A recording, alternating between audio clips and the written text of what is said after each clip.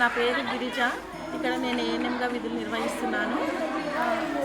స్వామీజీ గారు ఈరోజు అంతర్జాతీయ మహిళా దినోత్సవం సందర్భంగా మమ్మల్ని మహిళలందరినీ గుర్తించి ఇక్కడ మాకు సన్మానం చేయడం జరిగింది. ఈ విధంగా చేయడం వల్ల మాకు ఎంతో సంతోషకరంగా ఉంది. ఇక్కడ అంటే ప్రతి సంవత్సరం ఇక్కడ జాతర జరుపుకుంటారు.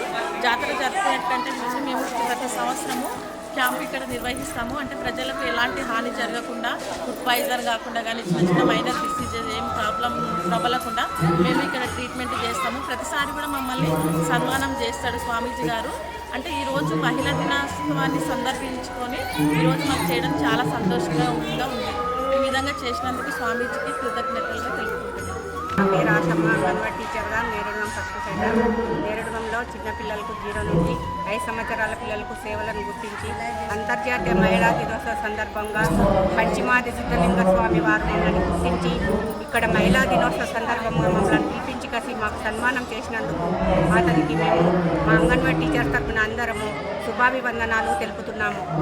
మా చిన్నారు సేవలను ఆయన గుర్తించి ఇక్కడ పిలిపించినందుకు చాలా సంతోషం అనిపించింది. ఇటువంటి కార్యక్రమాల్లో మమ్మల్ని ప్రోత్సహించినందుకు మేము పదే అతనికి వందనాలు చేస్తున్నాం.